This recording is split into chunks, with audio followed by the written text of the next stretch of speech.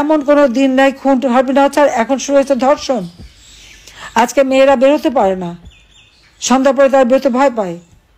কই আওয়ামী লীগ যখন ক্ষমতায়, আমি যতদিন ক্ষমতায় ছিলাম, এই ছাত্রছাত্রীরাও তো রাত্রিবেলাও বেরিয়ে আসতে মিছিল করেছে। এমনকি যখন তারা আমার পদত্যাগ চেয়েছে তখন আমি আইজিপিকে বলেছি, পুলিশকে বলেছে, আমার দলের নেতাকর্মীকে বলেছে, যে এমনকি আমাদের ছাত্রলীগের নেতাকর্মীদের বলছে, দেখো মেয়েদের জন্য কোনো রকম অসুবিধা না হয়, সম্মানের সাথে তার জন্য হলে ফিরে যেতে পারে। আর সেইখানে তখন তো তারা আমার বিরুদ্ধে স্লোগান দিচ্ছে, আমার সরকারের পতন চায়। তো ঠিক আছে, আমি ছেড়ে দিয়ে চলে এসেছি। এখন কেমন আছে তারা? কোন স্বাধীনতা ভোগ করছে? তারা নাকি সব স্বাধীন হয়ে গেছে। একটা ছোট্ট শিশু থেকে শুরু করে কেউ বাদ যাচ্ছে না। ধর্ষণের মহা উৎসব, আর তাদের কোনো বিচার নাই। বাড়ির মধ্যে ঢুকে খুন করে চলে আসছে, পরিবার সহ হত্যা করে যাচ্ছে। আর ঘর বাড়ি জ্বালাও পোড়াও, চাকরি থেকে বের করা, সরকারি কর্মচারীদের চাকরি থেকে বের করে দিচ্ছে, পুলিশকে চাকরি থেকে বের করে দিচ্ছে, এমনকি সেনাবাহিনীতে পর্যন্ত অবসরপ্রাপ্ত বা যারা চাকরিতে তাদের উপরে মামলা, গোয়েন্দা সংস্থা প্রধান তাদের বিরুদ্ধে তাদের পাসপোর্ট বাতিল, তারা বাইরে যেতে পারবে না, তাদের বিরুদ্ধে মামলা। এটা কোন ধরনের অত্যাচার, নির্যাতন? ঠিক 71 সালে পাকিস্তানি হানাদার বাহিনী যা করেছে, আজকে এই সুদখোর খুনি জঙ্গি ইউনূস সে ক্ষমতায়, সে একই কাজ করে যাচ্ছে। প্রত্যেকটা জঙ্গি সন্ত্রাসী সব আজকে কারাগার থেকে মুক্তি দিয়ে দিয়েছে। আপনি একটু হিসাব করে দেখেন যে সারা বাংলাদেশের সমস্ত কারাগার থেকে সমস্ত সন্ত্রাসী, জঙ্গি, এমনকি হলি আর্টিজান আক্রমণকারী, 21 আগস্ট গ্রেনেড হামলা, পার্বত্য চট্টগ্রামে আগুন দেওয়া, সমস্ত জঙ্গিদের কিন্তু মুক্তি দিয়ে দেওয়া হয়েছে। তাদের আর কোনো বিচার টেচার হবে না, শুধু আওয়ামী লীগের বিরুদ্ধেই লেগে থাকবে। আওয়ামী লীগের অপরাধটা কি? স্বাধীনতা এনে দিয়েছে, অর্থনৈতিক মুক্তি দিয়েছে, মানুষের জীবন মান উন্নত করেছে, ঘরে ঘরে বিদ্যুৎ দিয়েছে, সুপেয় পানির ব্যবস্থা করেছে, শিক্ষার হার বৃদ্ধি করেছে, চিকিৎসার ব্যবস্থা করেছে। এটাই কি আওয়ামী লীগের অপরাধ? যে মানুষ একটু শান্তিতে ছিল, সুখে ছিল, খাবারের অভাব ছিল না, পুষ্টির অভাব ছিল না, সব কিছু আমরা করতে পেরেছি। কাজে আজকে আমার এটাই কথা যে এইভাবে এই দুঃশাসন চলতে দেওয়া যাবে না, কারণ মানুষের জীবন আজকে অতিষ্ঠ।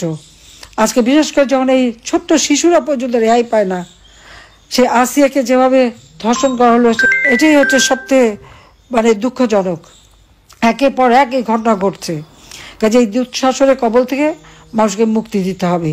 কারণ ইউনূস নিজেই স্বীকার করেছে যে তার দেশ চালানোর কোনো অভিজ্ঞতা নাই, সে জানিই না, পারিই না। সে তো বিদেশিদের কাছে বিদেশি কয়েকটি চ্যানেলে এবং সে ইন্টারভিউ দিয়েই সে বলে যাচ্ছে যে তার অভিজ্ঞতা নেই, সে পারে না, সে জানে না। বলছে তাহলে ক্ষমতা থাকে কেন? আর ক্ষমতা এসছে কেন? শুধু টাকা মানি লন্ডারিং করার জন্য? আজকে আমার উন্নয়ন বাজেটের থেকে প্রায় 2.5 লক্ষ কোটি টাকা বাদ। তে টাকা গেল কোথায়?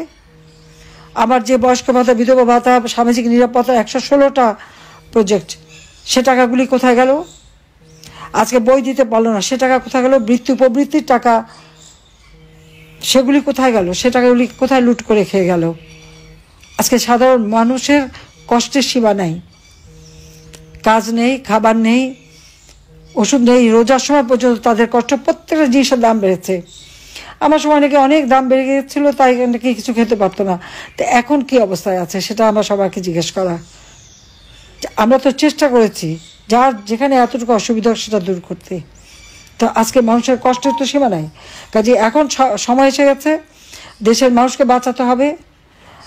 মানুষের বিশেষ করে যারা সাধারণ ছাত্রছাত্রী, তাদের তো আমি দোষ দিই না। হ্যাঁ, একটা অপপ্রচার করে করে বিভ্রান্ত করা হয়েছিল মানুষকে, কিন্তু এখন তো সবাই হাড়ে হাড়ে টের পাচ্ছে যে আমরা থাকতে কেমন ছিলেন আর এখন কি অবস্থায় আছেন, সেটা নিশ্চয়ই তুলনা করতে পারছেন। তাই বলবো যে এখন এই ইউনূস একটা সুদখোর, খুনি, জঙ্গিবাদ, জঙ্গিদের ছেড়ে দিয়ে মানুষকে খুন করে যে দেশটাকে আজকে ধ্বংসের দিকে নিয়ে গেছে, এই দেশকে রক্ষা করার জন্য সবাইকে ঐক্যবদ্ধ হতে হবে। কি পেলাম না পেলাম সেটা আগে বড় কথা না।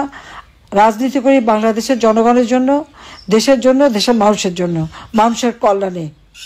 নিজের জীবনের দিকে তো তাকাইনি, নিজের ছেলেমেয়েদের জন্য তো কিছু করে দেয়নি। যা করেছি দেশের মানুষের জন্য করেছি। আমাদের ভবিষ্যৎ প্রজন্ম, তরুণ সমাজ, তাদের জন্য একটা উন্নত দেশ গড়ে তোলা। আধুনিক প্রযুক্তি জ্ঞান সম্পন্ন দেশ গড়ে তোলারই পদক্ষেপ আমরা নিয়ে কাজ করে যাচ্ছি, কিন্তু সেখানে এই চরম বাধা। আজকে 7টা মাস মানুষ ঘরে ঘুমাতে পারে না, জঙ্গলের সময় কাটাতে হয়। কেন এ অবস্থা থাকবে? এখন আমাদের সকলকে রুখে দাঁড়াতে হবে। শত শত মামলা, মিথ্যা মামলা আমাদের বিরুদ্ধে দিয়েছে। তারা জানে মামলার কোনো রেজাল্ট হবে না, কিন্তু মামলা দিয়ে বেজ্জতি করা, হয়রানি করা, বিদেশে সম্মান